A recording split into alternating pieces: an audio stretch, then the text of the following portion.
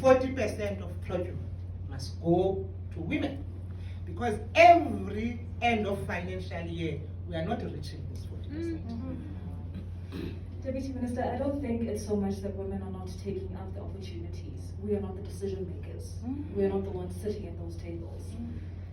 Even when you look at, particularly within the corporate sector, you look at who sits at EXCO level, who sits on boards, the representation of black women, of people from the LGBTQIA community is very, very minimal. And it continues to be a barrier for us. But in terms of how do we begin to start to make an active difference in the way things shift things from what they are now to what we want them to be, I think for me, at the core of it is intentional collaboration. So for instance, we have so much legislation in South Africa, right? For instance, equal pay for work of equal value. But who's checking? Precisely. When we know that we are underpaid, we don't have anywhere to go to report that, because why? Our employer tells us you're not allowed to tell other people how much you're earning. And they claim to do it because they're protecting you. But there's legislation, but the legislation is not protecting us. So where are we supposed to go? You're also dealing with a situation where people are employed by organizations that spend millions on the best lawyers. And you have employees who cannot afford an attorney to represent them when they've been unfairly treated in the workplace. So where are we supposed to go? Because there is no recourse. There is no place to go to the Department of Labor to say, this is my issue, and you know for a fact that somebody from the Department of Labor is actually going to go to your organization and investigate this issue and get to the bottom of it. So there's no safety net for us. When a woman is sexually harassed in the workplace, who believes her? Because she's being sexually harassed by somebody who's a star in the organization, the guy who brings in the big bucks. And so the organization can't afford to lose him, so they'd rather get rid of you because you're going to be problematic. You can't go to a police station because you don't have proof. Or your skirt is too tight. Or you don't fit the profile of somebody who will be sexually harassed because you're not conventionally pretty. So what do you mean, are you sure? Are you not just holding a grudge? We're living in a country that is still dealing with the repercussions of apartheid, and particularly apartheid spatial planning.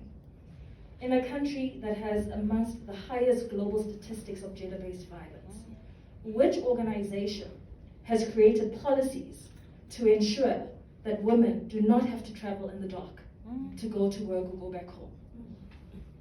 Which organization is actually looking at the experiences, the lived experiences of women in this country and ensuring that the organizations accommodate their very real safety needs and concerns?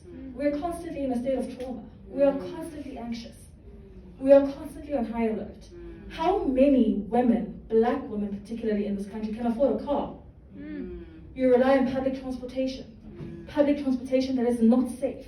Women are getting raped in taxis continuously, getting raped on the streets, getting dragged into bushes. Where are we supposed to go?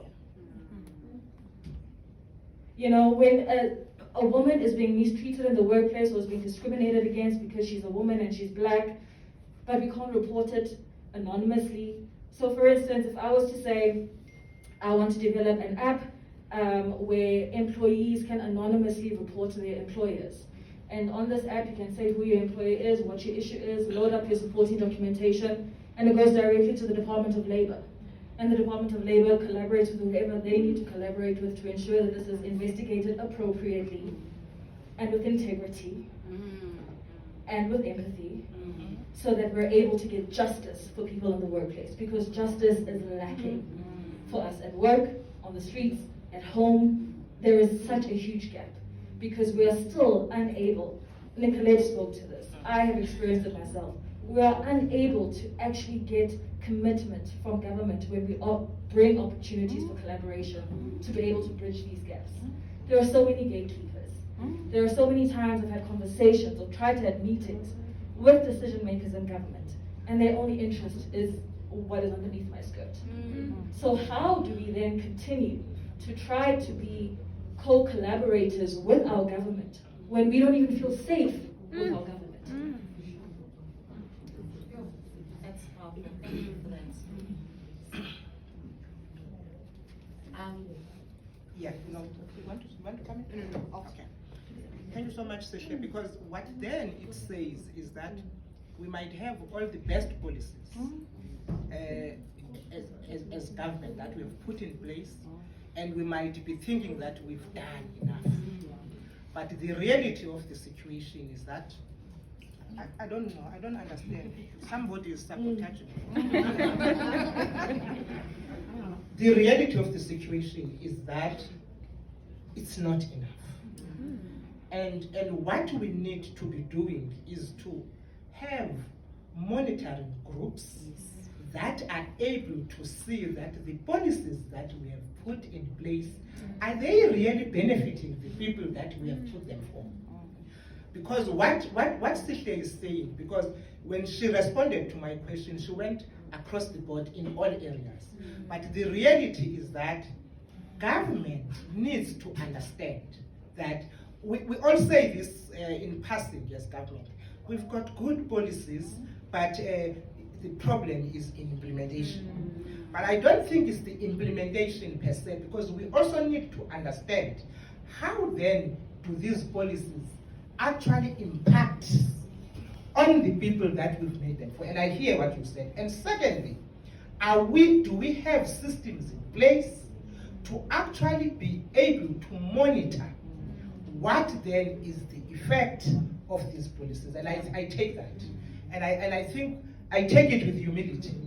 And I think it's something that all of us listening as officials from government, particularly the department that I serve, DTG, the programs that we are going to moving forward from this one should then have a sense of being able to also look at how is the impact of what we are doing. And at the same time, have some kind of report back to the people that we'll be talking to say, this is what we had put in place, and this is what is the outcome. So we need to have that kind, because government loves to put these things, but because then, you know, assessing them would then make Sihle not to have implemented well or done the job. So we don't want to assess, because assessing would be like targeting a certain individual that didn't do his or her job. But assessing must be a daily thing that we do daily, because then it actually assists us to be able to understand that the policies that we put in place are actually changing the people on the ground. So I hear you. Thank you so much. And thank you for this conversation. And Kosi Mama, thank you so much. So just briefly, for the sake of time,